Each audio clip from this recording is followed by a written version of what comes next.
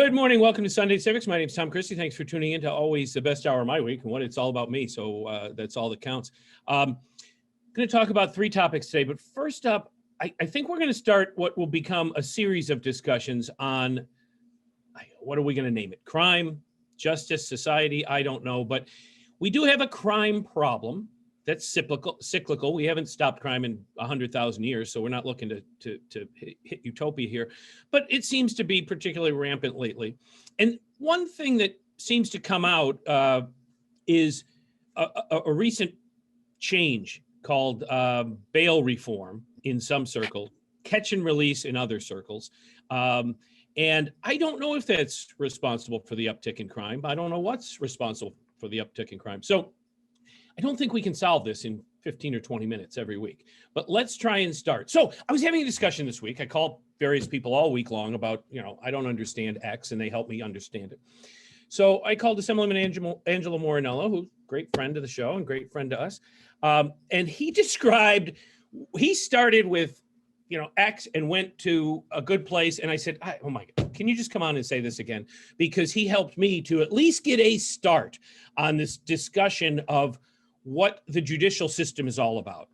Former judge, current assemblyman, lifelong Niagara region resident. And there he is on the screen. So Assemblyman, thanks again for joining us.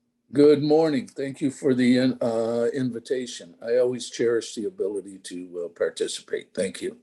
The avuncular. I think avuncular is your title. That's what I think. So I don't know what my question is, but we seem to have a crime problem, and we seem to have bail reform. And bail reform, called catch and release by some, the cops can pick up somebody 2 or 3 times in one day. I don't know how. I can't get my head around that. They aren't allowed to hold them anymore. How are the police not allowed to hold somebody? So I don't understand all that, but maybe you could walk through how we got to where we are, an educational starting point for this discussion. I'd like to begin with a statement that I will not try and impose my personal feelings in these discussions. That's number one. Number two, I am not opposed to a review of the original review of bail, of criminal justice reform, and discovery. I believe that periodically, depending on changes in demographics and changes in society, we have to look at these items. So at no time will I allow anyone to go back or claim that I'm opposing anything. Okay, Tom, this is a educational discussion that we're going to have, if you don't mind. Thank you. Yep. The underlying, and for many, many years in Albany, there was a move towards bail reform and the other reforms, mainly because on the theory that there was a disproportionate number of minorities, blacks, and browns incarcerated for crime and in jail. So what ultimately happens is there was a move on for many years.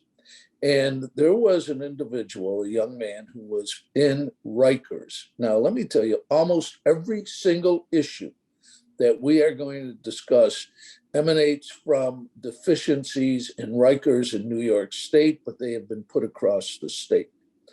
When I was on the bench and in Western New York, we did not feel that we were in violation. We had what were called standards and goals that were put in by the judiciary, by the Office of Judiciary. And bottom line, we would have to report every single month all our cases, the amount of time they were there from inception to that status, how many people were in jail every month, what was the period of time they were in jail, to keep track and keep judges on target. Okay, now, one of the reasons that a lot of defense attorneys didn't object, because they felt that it would benefit their clients. For example, witnesses may disappear. That's number one. Number two, other factors may come in. Number three, delays would help in finding alternatives. So based on all of that, I did not find the violations that were claimed coming out of New York City and Rikers in the rest of the state. Now, there was this young man who, from what the detectives out of New York had told me, stole a bread truck, crashed it into cars, and was put on probation. When he was on probation, he violated with an allegation of a petit larceny. So he was under certain rules, but he violated the rules. He got lost in Rikers. Under the anti-rape bill of the Obama administration, not a commentary on it, just they had to put him into segregation because of his age, away from the adult prisoners. Mm-hmm. He was forgotten. His mother really didn't want him out, according to what I was informed, because he was a problem individual. The system forgot him. But at the time, let's face it, there was none of the agencies that are there to help remembered him. Help tried to get him out, tried to get him to trial. Well, ultimately, the story goes that they had to dismiss the charge because he wasn't guilty. Well, the real underlying story is the item he stole while he was on probation was from a Mexican national who went back to Mexico, so they had no witness. 2 years later, he committed suicide. So they're claiming the stay and the isolation in Rikers caused it. Not a commentary. I'm just giving you what the detectives from New York have told me. Okay, I've looked into it. That started the movement towards we need to be able to not persecute individuals because of their inability to pay for bail. Okay? So if he could have paid bail, he would have been out. He couldn't pay bail. They lost him.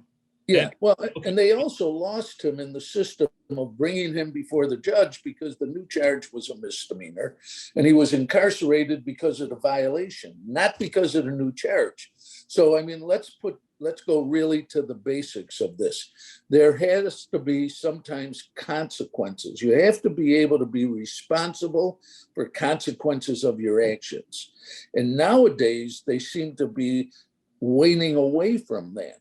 They seem to be going away from don't commit the crime. And if you do, and my very first trial I lost in Lockport, I'll never forget this. And I was very dejected at the sentencing. And my guy was going to jail for a year. And he looked at me and he goes, let me tell you something. You're the best lawyer I ever had. I was facing 7 years in state prison. I'm only getting a year. He goes, I want you to remember, if you can't do the time, don't commit the crime. And then he went off. Okay. And that always stuck with me. But getting back to the issue, okay? So what they felt was to level the playing field for those limited monetary means and to try and level the playing field for the minorities. And they always say the blacks and the browns. That's the term they use, okay? They eliminated bail. And this happened in the 2019 legislative session to become effective January 1st of 2020. Okay. By June of 2020, there was a realization that they need to at least look at the original law. And what happens many times, Tom, is they will pass a law without input from those in specific fields. And I'm not just saying criminal, but in this, they didn't have any input from judges. They had no input from district attorneys, sheriffs, police. This was all one-sided movement towards nobody in jail, pending trial. Now, there's various reasons for bail, okay? But unfortunately, the state constitution, which is never amended, did not include safety of the community. So it basically is the least restrictive means of ensuring an appearance back, okay? So having 10 petit larcenies in a 2-week period doesn't qualify. They're mandatory, no bail. So let's go back to the progression.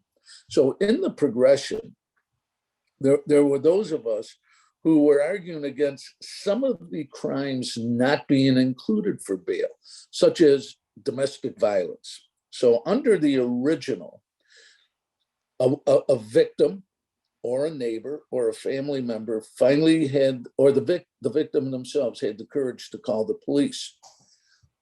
Prior to the bail, they would arrest the abuser, they could put a bail on him, have a cooling off period. Well, under the original, they would release him immediately. So sometimes he would be out of jail before the victim could pack or go to safe haven. So in the codes committee, which I am a member and have been a member since day one, which is one of the committees that covers anything dealing with a penalty, whether it's a fine, whether it's a crime, etc. So probably most bills come before codes. I argued, I discussed, and I even discussed with the sponsors of the bill, the need to at least have some exceptions, judicial discretion for domestic violence, and that was the biggest. And what was very disturbing, I called the state domestic violence advocate in Albany, which is an association for advocates for domestic violence. And I tried to explain that they had to get involved. You know what the answer to me was? Well, we don't want to upset anybody. They might cut our funds. Okay. This was the agency. Okay. It's a private agency designed to protect victims in domestic violence. And it's interesting because this is Domestic Violence Awareness Month. Okay. Right. So, and we can discuss that some other time. Within 6 months, they found a need to take a look at some of these crimes. And they did include the exception for domestic violence, which I was very, very happy with. Because at least there's a little bit of protection now, okay? You know, I'll never forget the argument was, well, we can issue an order of protection. I've never seen a paper order of protection stop a fist, a bullet, or a knife tap. Right. Okay? You know, hey, can I ask, Yeah. why did that sail through so quickly? You know, without input from judges, police, and all that, like, you know, maybe in times of COVID, something goes through like that, or an emergency 9/11, but this didn't seem like an emergency. Why did it sail through without anybody?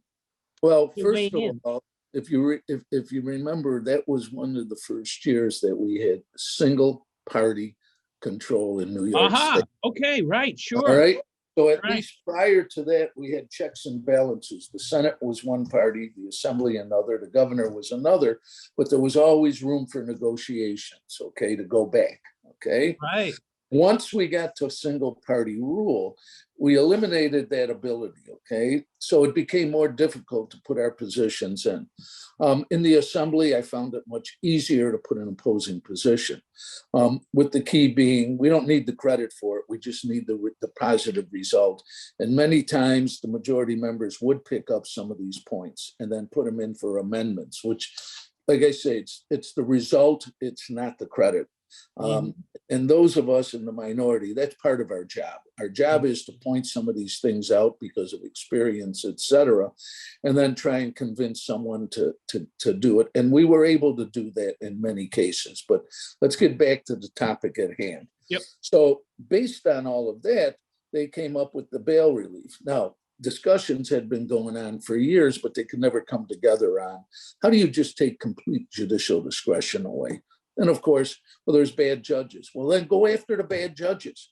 Don't paint everybody with the same paintbrush, okay? Because there's a lot of great judges, judges that are willing to help, judges that aren't prosecutorial. They are fair and balanced, and they know their job. Plus, like I said, standards and goals. But different judicial districts, okay? We're in the 8th Judicial District in Western New York. Different judicial districts, they didn't adhere to some of the rules as much as they should have because of volume, because of magnitude. But New York City seems to be the breeding ground for any and all changes in any kind of laws that become effective in areas of the state that never had the problem. Okay. Now, I'm not, go on. Didn't there used to be, you know, language in there in things that said cities of 1 million or more, because New York was so different. So it didn't apply to Rochester, Buffalo, or any place else in the state. Why was that not an option in a codes situation? Well, because it's a state law. Now, it's interesting. New York City has its own City Court Act, but only the City Court Act. Everything else is statewide. But it's funny that what you're mentioning. Housing courts, okay. Housing courts only applied to cities with 500,000 or more. There were only 2 cities in the state, Buffalo and New York City. No other cities were allowed to have housing courts. What has happened during the years in housing court courts are they've amended some of the city court rules, both in New York, outside of New York City, because they had housing court, okay, to give some authority and ability for city courts in housing cases to have some teeth. And I'm thinking it was 2019 session, effective 20, or the year before, when they changed all of the rules for evictions. But they had problems in New York, they did it statewide. So now, even though without the moratorium, it's almost impossible to get someone evicted because of the rules.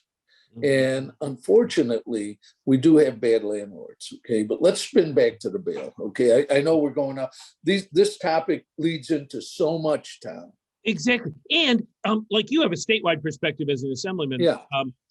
Is it working, quote unquote, in New York City and not here? It doesn't seem to be working well in Niagara Falls. Is it working in New York and they're saying, well, screw you, just get out with the program? No. Okay, so like I said, in 2000, within 6 months, there was a look at it. And they adjusted some of the rules, okay? So this started in 2020, and we've had all of 20. Now, during that time, we had the pandemic. So what I feel is needed at this point, and I have been asking for it, but I cannot get traction, is not, see, it's really interesting. People either are repeal or no repeal.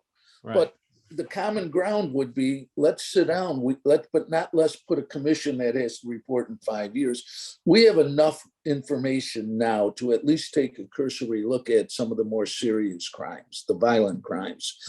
But we need to put a panel together immediately consisting of psychologists, police, district attorneys, public defenders, those that are advocating for bail, and some legislative, and look at it, a cursory analysis at the violent crime. Violent crime has increased throughout the state, okay? Now, they talk about we need gun control. I think we need people control, okay? Because it's the people behind the guns that are causing a lot of this. And they are illegal guns. They're coming up the iron pipeline from the south.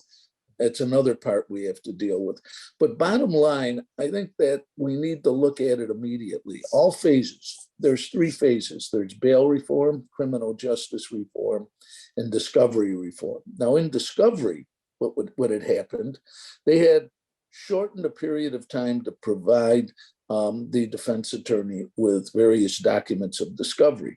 The time period was so short that they were starting to dismiss charges based on that. So they did add some time elements to that, but they never took into consideration the fact that sometimes delays help a defendant. The attorneys want them. So they've sort of taken that aspect of criminal justice where you have a defense attorney, you have a prosecutor who discuss cases. Judges do not get involved in plea bargaining unless both parties, both defense and prosecution, come before the judge, ask for a conference and say, if they were to plead to this, what parameters would you be able to put on their sentencing? Are you able to? And it would be, all right, I could cap it at this based on what you're telling me, but probation report will be the one that will help me decide what I'm going to do. But so let's get back. So one of the things that I found disturbing is this: burglary was always a charge that would be, they took the bail requirement burglary would have been bail requirement that you could put, not mandatory, okay? And I'll go through a few things quickly after this. What they did was they changed it to, if there's a burglary, they break into your home, they invade your personal space. If nobody's in the building, it's a lesser charge than if you're home, which I thought was absolutely absurd. They're breaking into your home. But now if they break into your home and nobody's there, not eligible for bail, okay? Where I think that's wrong. So they modified and massaged some of the serious charges to fit the narrative. So now what we have is we have misdemeanors generally, non-monetary conditions of pretrial. You're not allowed electronic monitoring. You're not allowed monetary bail, and you're not allowed to remand. You can ROR, or you can put pretrial. conditions. Conditions could be go to counseling, okay? But you still can't put a bail. So this is why a lot of the low-level crimes, it's catch and release, okay? Because you're prohibited from restricting. So when the general public looks at it and says, why isn't the judge doing something, or the prosecutor, their hands are tied by the law. So this is I'm sorry, Tom, go on. No, we've already, burned through 20 minutes, which is amazing because we haven't scratched the surface. I'm But sorry. who do you, yes, God damn it. Who do you think we should talk to next? Or who are the groups you think we should talk to? Like that guy stole a bread truck, went on a joyride and crashed it. That doesn't seem okay to me. Like that guy's not right. It's not balanced. I mean, there was no purpose to that crime. Right. Who put that gun in his hand to begin with? There was no gun. But I mean, that was a mental problem, it seems like. Well, that's why I'm saying we need psychologists on the review team, because there may be ways. Now, people are saying, well, defund the police, we can send psychologists. You can't send a psychologist to a dangerous situation alone. But you could have them accommodate, or you train the police to be more aware, because times have changed. So, but we're at 20 minutes, right? Who should I talk? Who should we get in next, or yourself for another session? But where should we go next? I mean, how do we unravel this? Because the police, I guess, what would you say to a cop? Should they just catch and release and say, screw you, that's the law? Should they hold them and face, breaking their own law because the safety of the city needs it? We're in a real tough place here. Well, I'm thinking maybe you want to get, inquire whether the sheriff or chief of police want to come on. That might be a way to go. And then maybe the public defender for the county, the public defender, and the district attorney. And I think this way, what we are doing is what I have, my call for review hasn't happened yet, okay? And you may be able to start that, help that process to identify where the needs to shore up what we're trying to accomplish. See, and I know we're almost out of time, Tom, but the difficulty I have personally is this. You never can get out of those proposing some of these outlandish bills what their end goal is. What do you want to accomplish? We have experts that can help get to that point, okay? But they never seem to want to include that. And if you ask them, they give too broad of a background. Now on this, there's ways we could have assisted. There's certain crimes we could have eliminated. Put some more, give judges discretion, but monitor them. Really put teeth into standards and goals. Okay. Is this the broken window theory? Is this the start of, you get a kid shot over drugs? That's different. But is this the beginning of that? Like we have to stop the stealing of a bread truck, and stop. Yes. Is this ground zero for this stuff? We need to start here. I think we have to look at we have to start with them in grammar school. We have to start young kids into it, okay?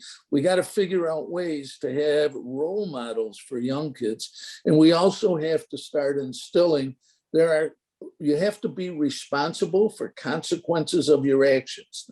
We cannot continue to just keep going on, no consequences. And it seems to be the reverse to say, it's okay, you're free today. You just invaded a home, go home, and then you come back, That seems to be no consequences. No consequences. And that's not only in crime, but in a lot of other areas now. So, and like I said, I want to end with, I'm not opposing reviews. I've been advocating for reviews. We need to come to a conclusion. So I definitely think that the look at changes are correct. Right. Have we gone too far? Where do we massage? Okay. And even if you're in a business and you change your business model, you have to analyze your business model periodically to make sure it's accomplishing your goals. Yep. Assemblyman Morinello, thank you so much. And let's talk during the week and see how we can schedule or outline how you want to proceed on this. Until we understand something, we can't fix it. So I don't understand it. So thank you. But it'd be real easy if we could just get back to assisting, and we can go from there. Thank you. All right. Have a great Sunday. Thank you. You also, Tom. Thanks a lot. All right. I say the avuncular Assemblyman Angelo Morinello, but that's just me. You can feel any way you like. Anyway, all right, let's shift quickly because we went a little over on that. There's an election going on. It's October 10th today. Election day is November 2nd.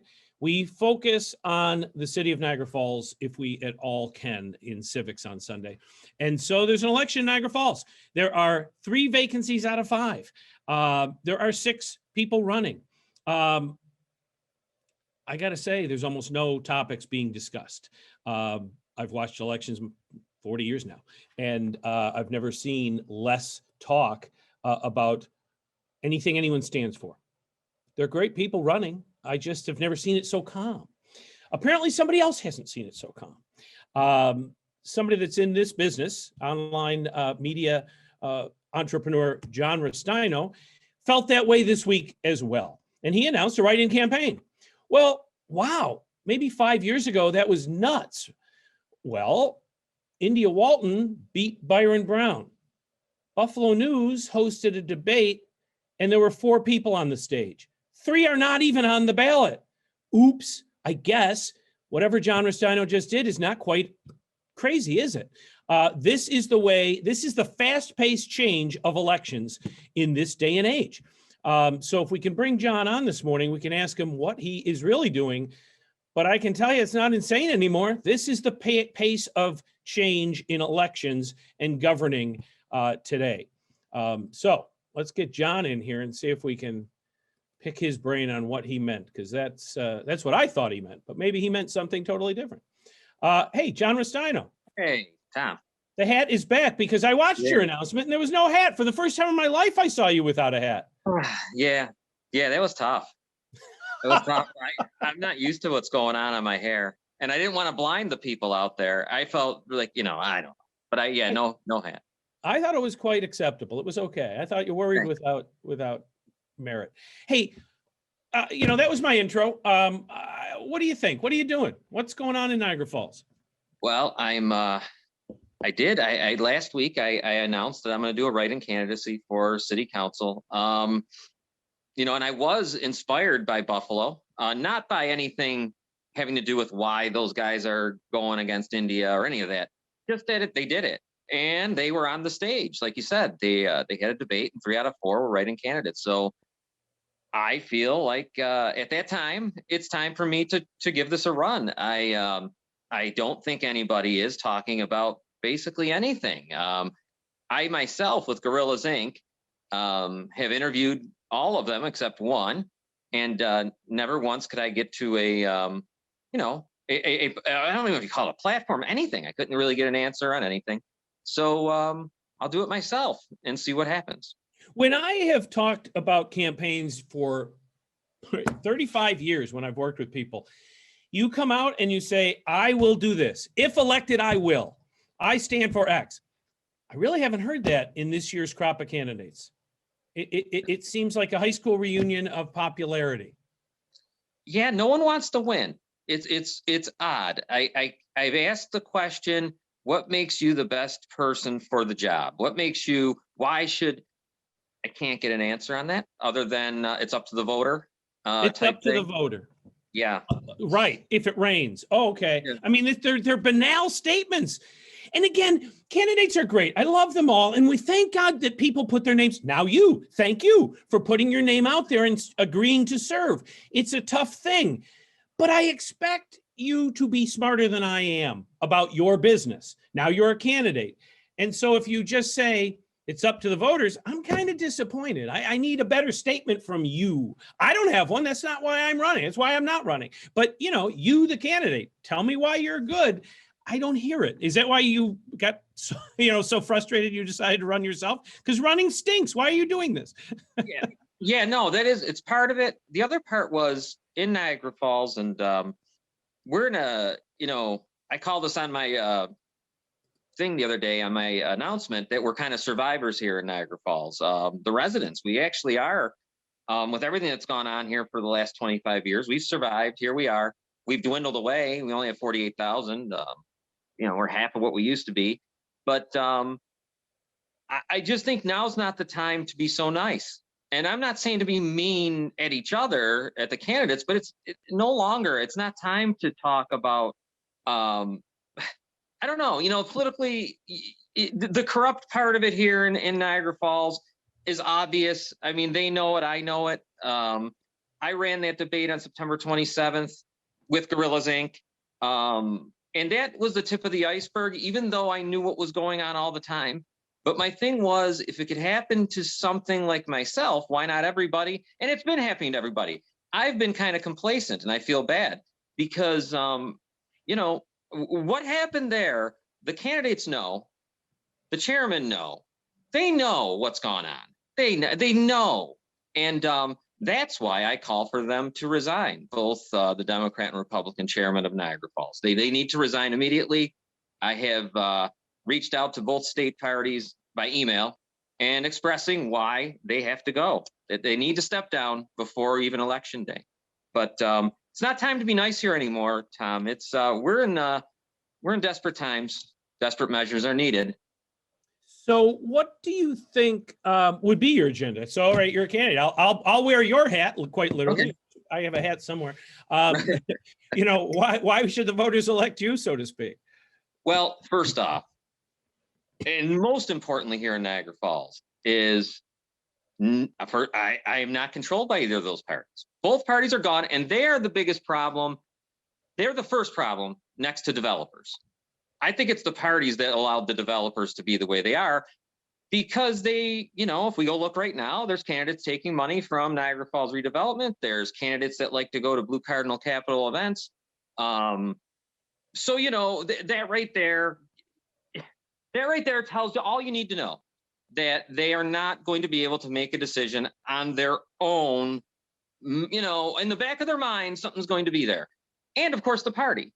Because the party's there. We watch them make the decision on their own. That's number one. That is the biggest reason why I am head and shoulders above the rest, because I don't have that. That's 5 out of 6. There's another, Jim's out there, Perry, who is also running in the same way, independently. That's my biggest thing. Developers that would be there to influence me. The party can't influence me. Also, I mean, we can't go anywhere until this is stopped. I guess that's the way I'm trying to say, like, all the issues from crime to, and my biggest one is development. I really think about 3rd Street, Pine Avenue, Main Street. And, we give stuff away for $1, and we'll give it to the Montande group. We'll give it to whatever group. And, you're not giving it to the local guy and all of that. I remember when that building was Club Exit and it was locally owned. And now it's Montante, who just put up a sign saying, or they had it up there, it's got to be leased. They're not building they're not making the bar or the restaurant.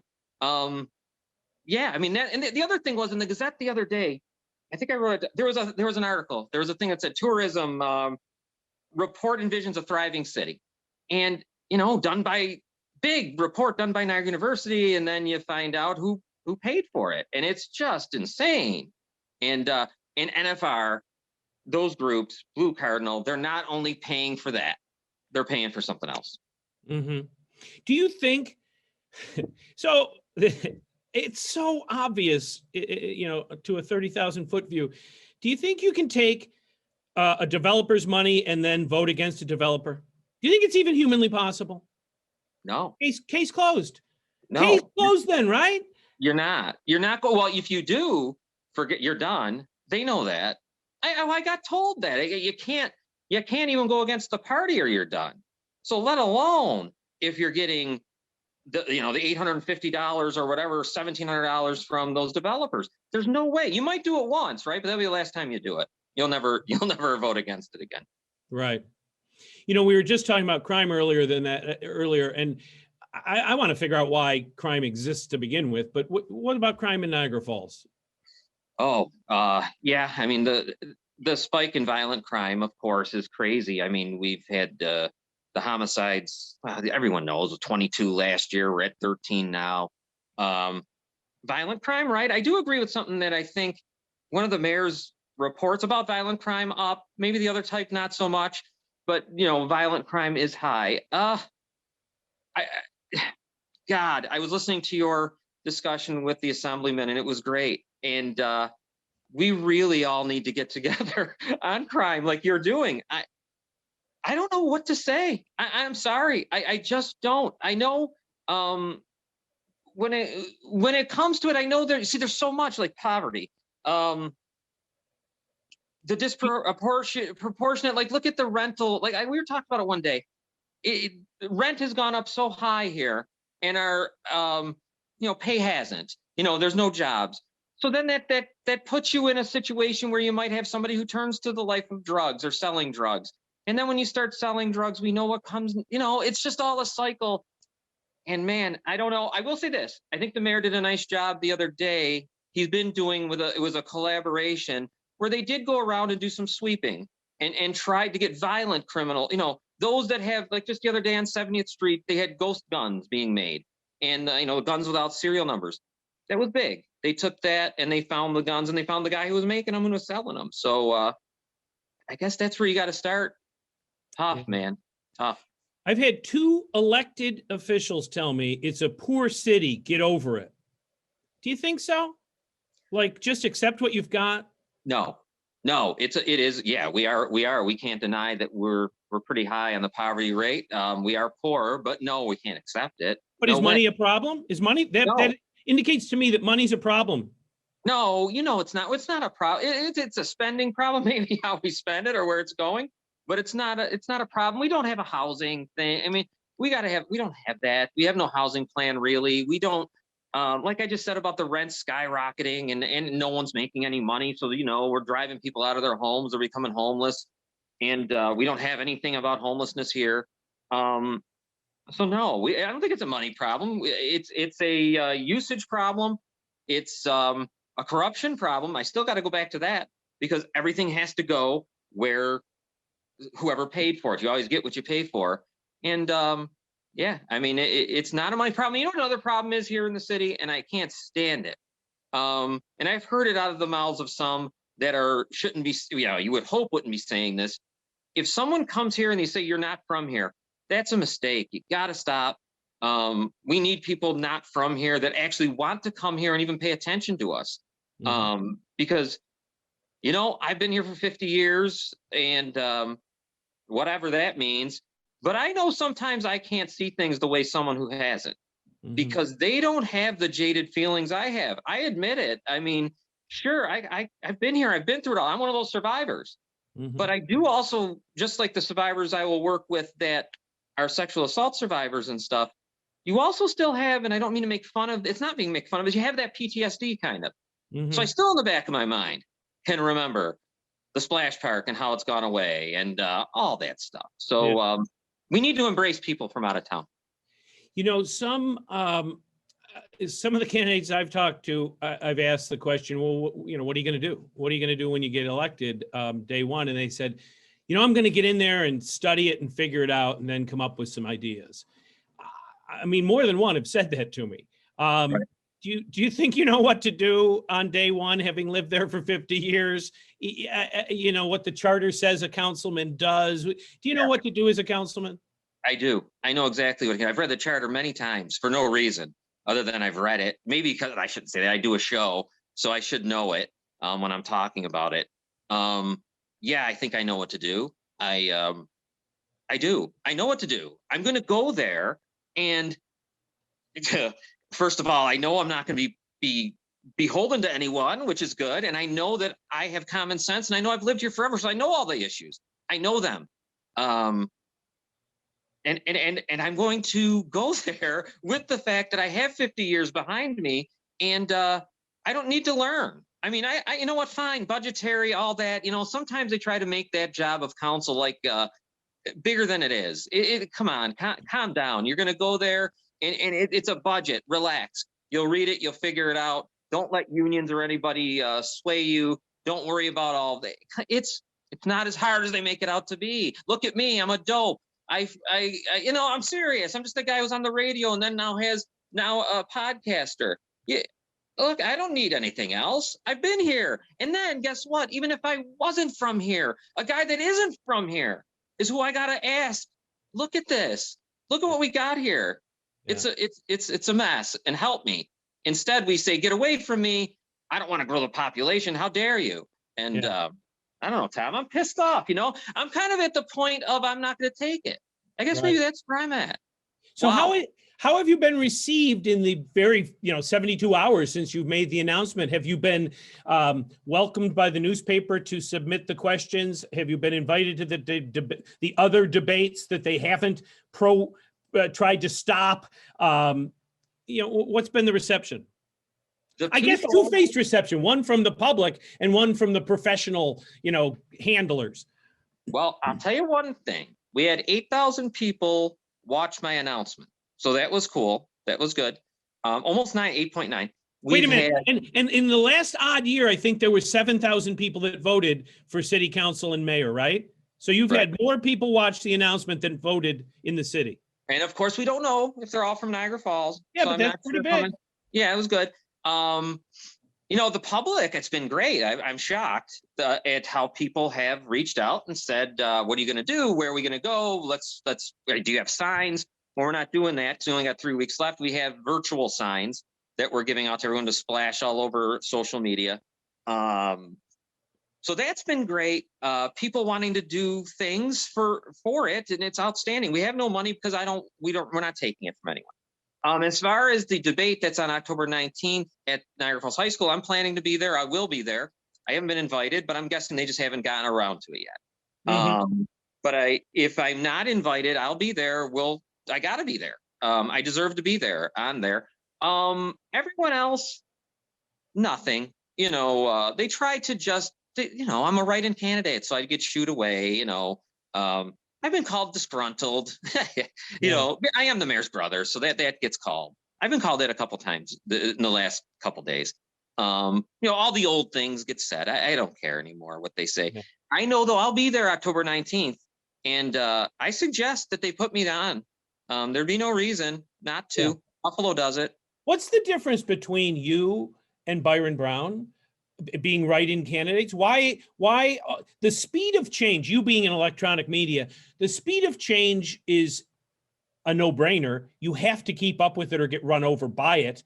This is now elections. Byron Brown is a write-in candidate with 2 other write-in candidates, and they're dealing with it in the city of Buffalo.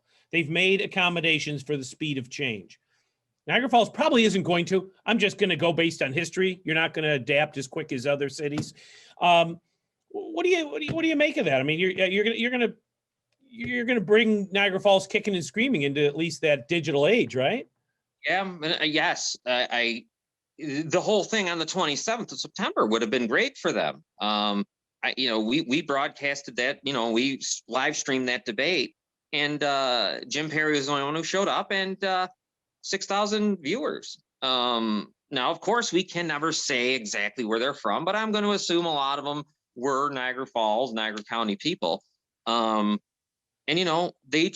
other candidates chose because the party wanted them to not show up to do something else on that night. Kicking and screaming. I mean, that's like even with the virtual signs. I think they're better than the lawn sign at this point. From now on, I think that's how a lot of people should think about it. Go virtual. There's no doubt. India Walton beat Byron Brown with electronic media. There's no doubt. She had not a word but from the Buffalo News or 2, 4, or 7, and she won. So it's settled social science. It works. And the difference between me and Byron Brown is part of the party and I'm not. I think it's the only difference. India, they're going after her hard. I mean, obviously, and accompanied and accomplices being the media to the Buffalo News and 247. So it's easy to get them on there. I know I have no chance of being on that stage. I say I'm waiting, but they're not. They won't even. There's no chance. So I hope you're wrong. This has to be. It has to be. You're now a candidate as viable as any other candidate. I hope you're absolutely wrong about that. That you have to be invited onto that just out of the way things work these days. This is outrageous. If you're right, you're probably right. I'm sorry, but that's outrageous. Yeah, we're working here in we're behind, and just by the way the parties wouldn't accept the virtual debate showed me. I mean, they there were so many excuses about going door to door, but that's at 7:00 at night. It's dark. I mean, all that stuff. You had a great guest on one time, Dave, Bath, I think his name was. He explained it. I mean, it was outrageous what was being said. So yeah, I mean, I'm gonna be there. I have people that have reached out to support me. I've had we're gonna do stuff all the way till November 2nd and see. I mean, they're gonna write my name in, and you got to remember the A, RESTAINO. Don't forget the A. And I don't know, it's an uphill battle, but we're gonna do it. If for people who haven't seen the announcement yet, where would they find it? They will find that on the Facebook page of Citizens United with John Restaino, Gorillas Inc. Facebook page, the Gorillas Inc. YouTube page, and those would be the places you would find it. You know, it's been circulated a lot out there. I'll tell you, I was really nervous. You know, I do this for I do this. This is what I do. I do my shows. I do all that stuff. And geez, doing one of those was nerve-wracking, Tom. Yeah.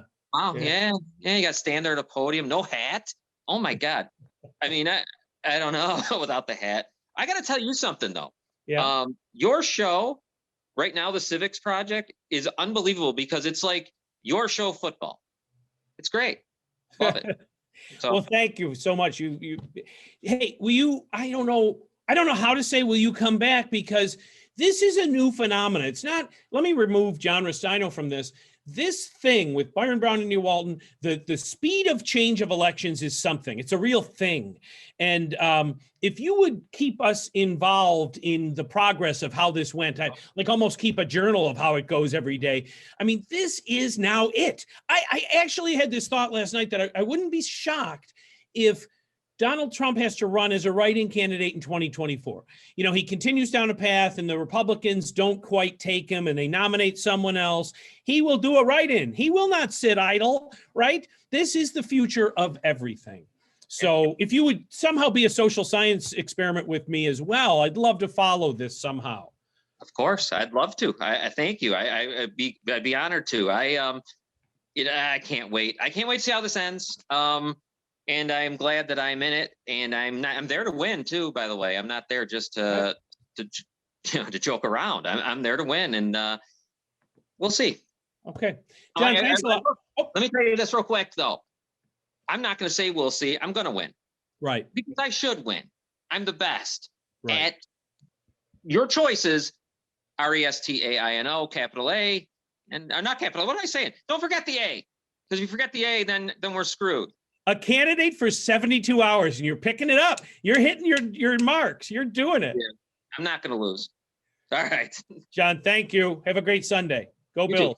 Go Cubs. Go Bears. Bears, yes. Bye. All right, bye-bye. All right, as I'm saying, John Restaino, great guy anyway, but John Restaino is doing something which is prevalent in all other areas and gaining steam. A write-in candidate, a late contender, things change. That is the speed of things. I'm not necessarily optimistic that Niagara Falls will keep up with the speed of change in this election cycle. But let's follow that. So we thank John for that. Now, one of the things that is amazing to me is that more and more people are getting their information online.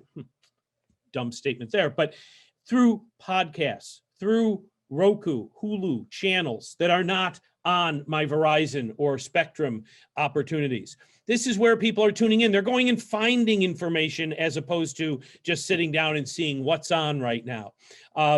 That phenomena is podcasting as well. So there's a new show out this week, which I watched. It's 2 episodes so far. And Keith Lindsay is going to join us this morning and tell us how it's going. Because again, these things are what happens. You go and find your information. And Keith has created a program and he's going to explain it to us if we get him on screen. Let me wait for Keith here. Keith's co-host is from Toronto, which is another thing that I like.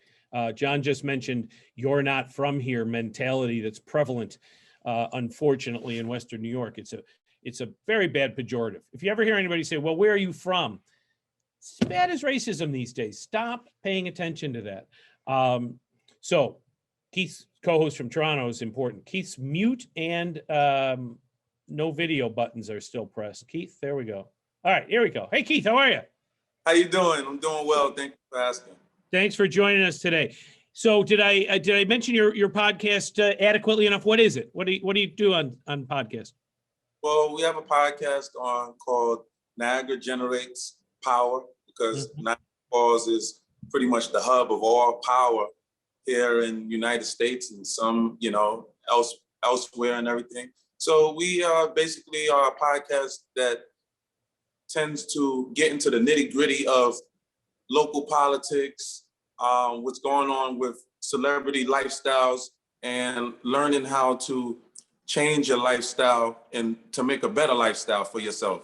So not just following celebrities and what have you. We want to follow the celebrities as far as what they are doing behind the scenes to better themselves. So we want to bring that to the public, and not just the glitz and the glamour of certain celebrities and certain politicians. We want to learn how we can further our lifestyles just as that a celebrity or even that politician.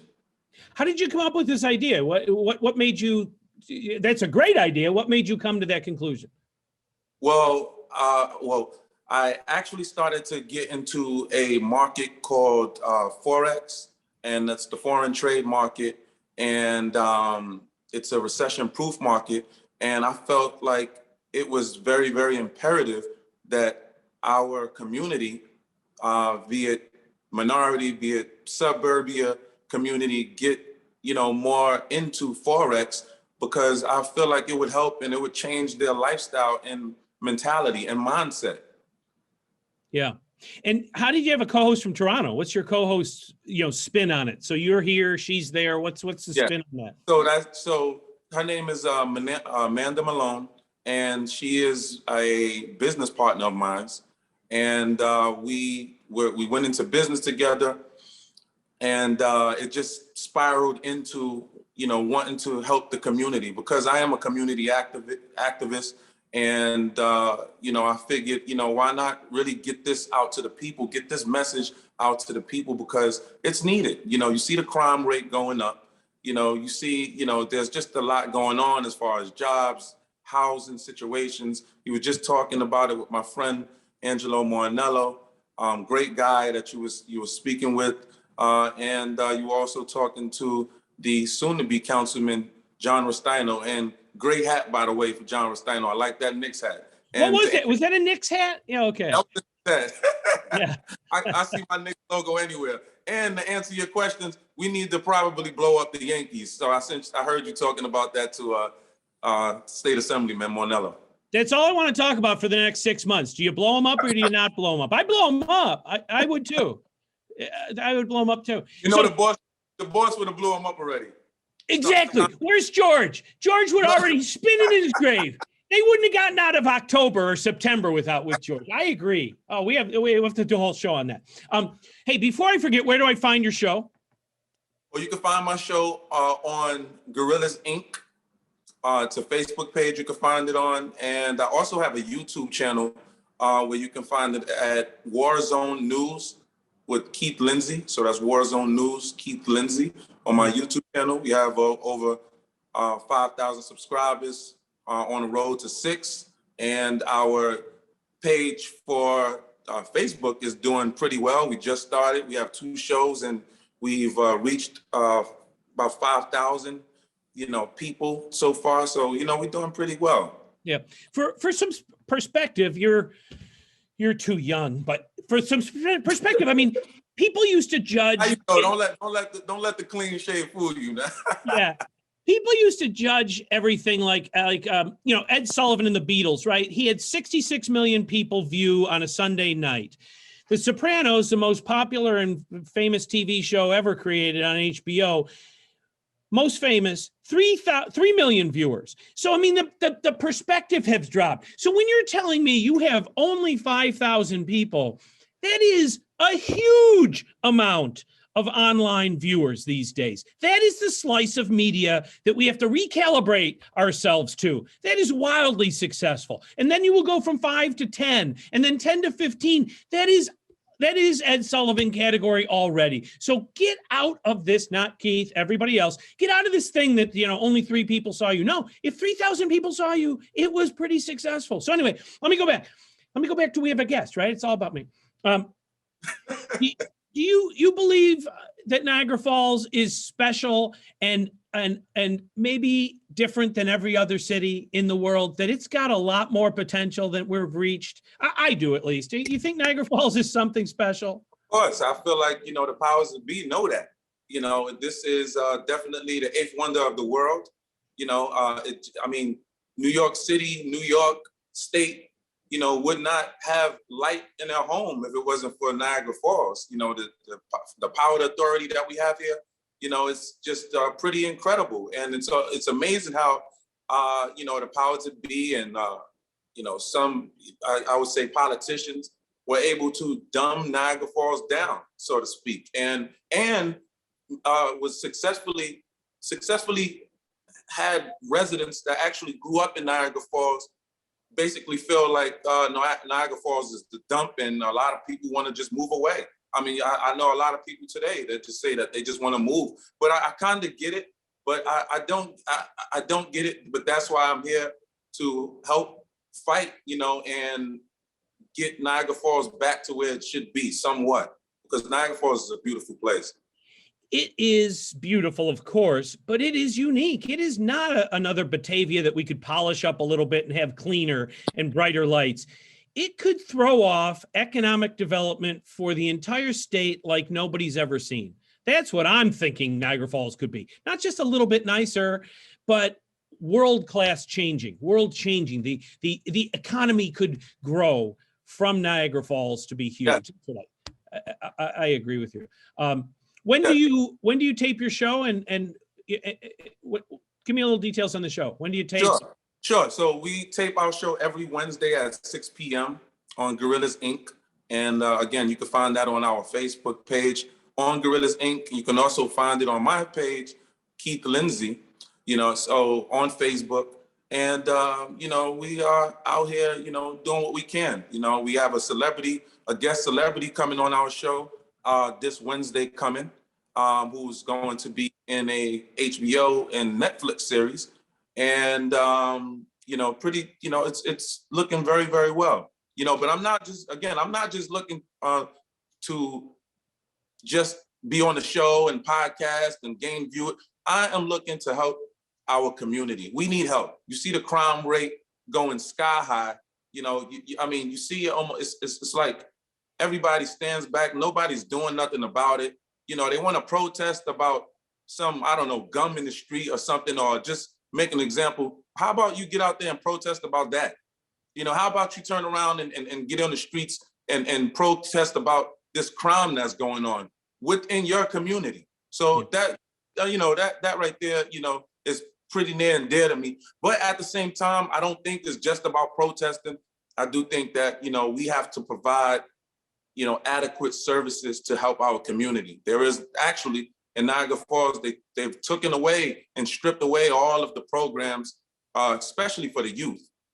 Just like State Assemblyman Mornello was saying, it needs to start at grammar school. We don't have anything right now for the youth in place in Niagara Falls at all, period. Not even almost close, let alone anything for teenagers, so, that's what's going on. And hey, what else can I say, But yes, all of that.